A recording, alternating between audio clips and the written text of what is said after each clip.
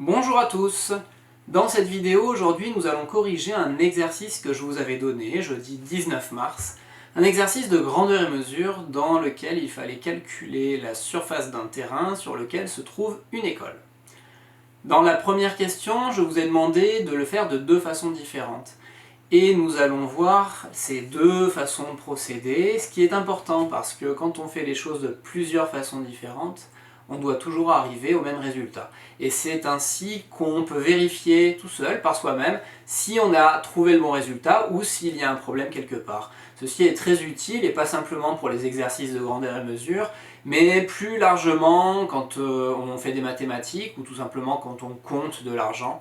Bref, prenez cette bonne habitude, c'est un conseil que je vous donne, prenez cette habitude de chercher d'autres moyens d'arriver au même résultat pour vérifier si vous avez trouvé le bon résultat. On va commencer donc avec la première question et la première méthode. Première méthode, donc on va s'intéresser d'abord à l'aire d'un carreau du quadrillage. Première méthode.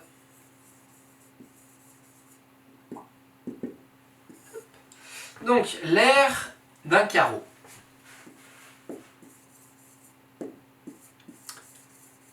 Il est dit dans la consigne qu'un carreau du plan est un carré de 8 mètres de côté. Donc, si on veut connaître l'aire d'un carreau, formule de l'aire du carré, côté fois côté, là, 8 multiplié par 8, et c'est égal à 64. Donc, comme on parle en mètres, les aires vont être exprimées en mètres carrés. Ça, c'est la première chose. Ensuite, quand on connaît la surface d'un carreau, il ne reste plus qu'à calculer le nombre de carreaux et enfin de multiplier l'aire d'un carreau par le nombre de carreaux qu'il y a dans le plan. Donc le nombre de carreaux, vous voyez qu'à chaque fois, je détaille bien ce que je suis en train de calculer.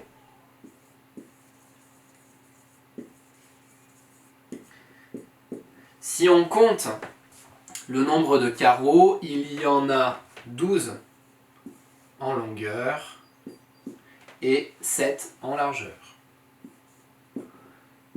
On peut faire le calcul de tête, on multiplie 7 par 10 et on ajoute encore 2 fois 7.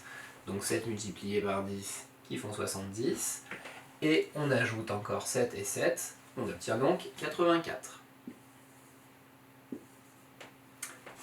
Nous avons 84 carreaux et chaque carreau mesure 64 mètres carrés. Maintenant, pour connaître l'aire du terrain,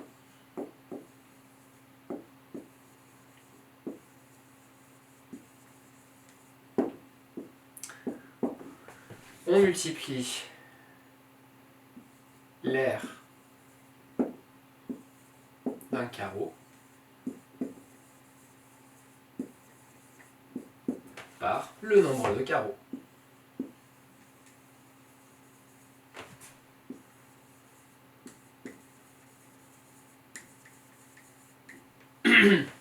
C'est donc égal à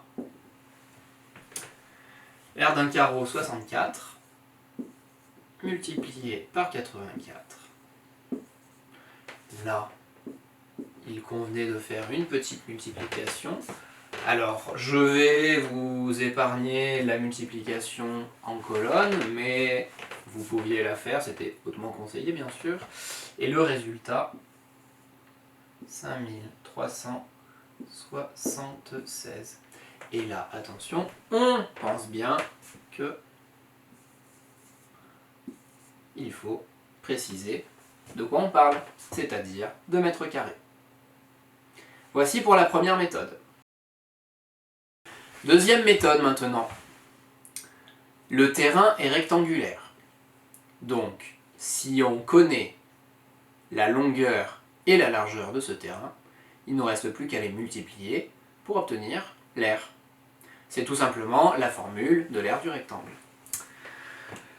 On a dit que un carreau était un carré de 8 mètres sur 8. Donc, la longueur du terrain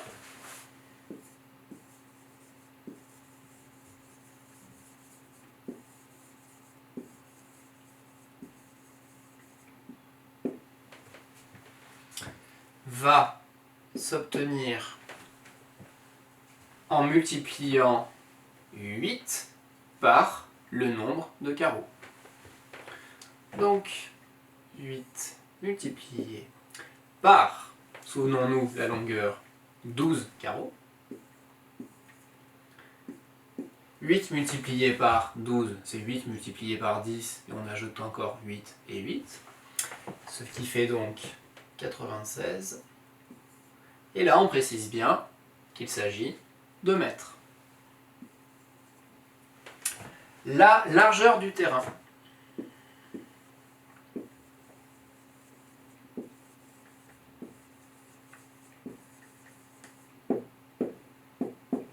Même opération, 8 multiplié par 7. 8 fois 7, 56.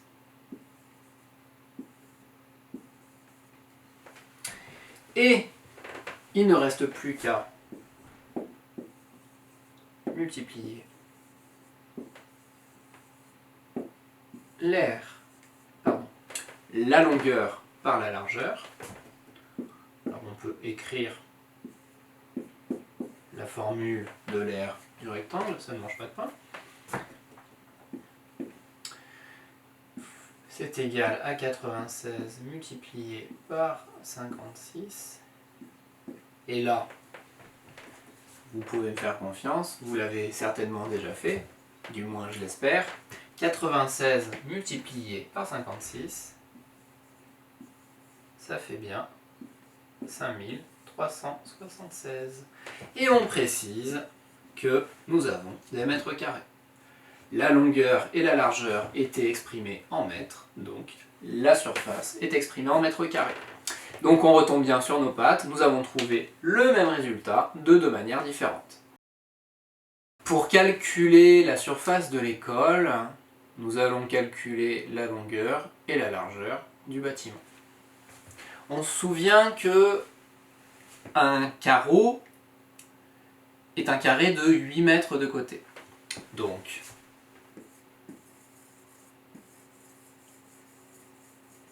longueur de l'école égale 8 multiplié par le nombre de carreaux. Et il y a 7 carreaux. Donc 8 multiplié par 7, c'est égal à 56 mètres. L'école mesure 56 mètres de longueur. La largeur.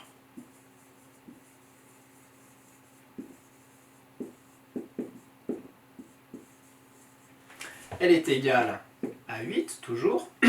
C'est la longueur d'un côté d'un carreau, multiplié par 2. Ce qui nous fait 16 mètres. Pour calculer l'aire de l'école, nous n'avons plus qu'à multiplier 56 par 16.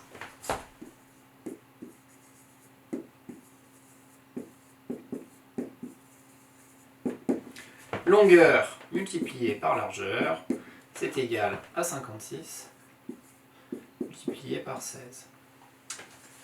Et 56 multiplié par 16, je vous fais grâce de la multiplication en colonne, mais il fallait tout de même la faire. C'est égal à 896 mètres carrés.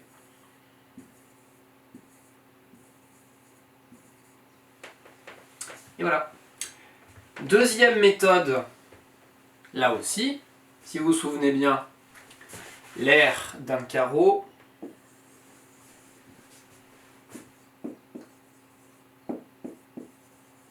était égal à 8 multiplié par 8, c'est-à-dire 64 mètres carrés.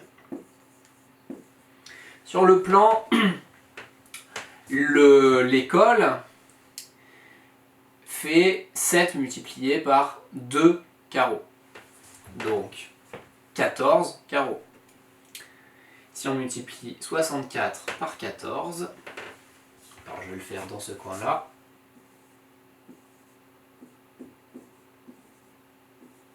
(4 x 4, 16, je pose 6, je retiens 1. 6 x 4, 24, plus 1, 25. Puis je mets le 0 parce que maintenant je multiplie les dizaines. 1 x 4, 4. 1 x 6, 6. Je fais ensuite mon addition et j'ai bien le même résultat. Donc là, je ne vais pas écrire davantage, mais voyez que l'aire de l'école s'obtient en multipliant l'aire d'un carreau par le nombre de carreaux. Donc 64 multiplié par 14 carreaux. Et on retombe bien sur le même résultat. Voyez l'importance de vérifier l'exactitude de ces calculs en passant par un autre biais. Troisième question, le calcul de la surface de la cour. Nous connaissons maintenant la surface du terrain. Nous connaissons la surface de l'école. Pour obtenir la surface de la cour, rien de plus simple. Il suffit de prendre la surface du terrain et de retirer la surface de l'école. On peut le faire d'autres façons, bien sûr. Nous pouvons partager la cour en plusieurs parties, calculer la surface de chacune de ces parties et les additionner à la fin. Mais la méthode que je vous propose est beaucoup plus simple. Donc, la surface de la cour, elle est égale à la surface du terrain moins la surface de l'école.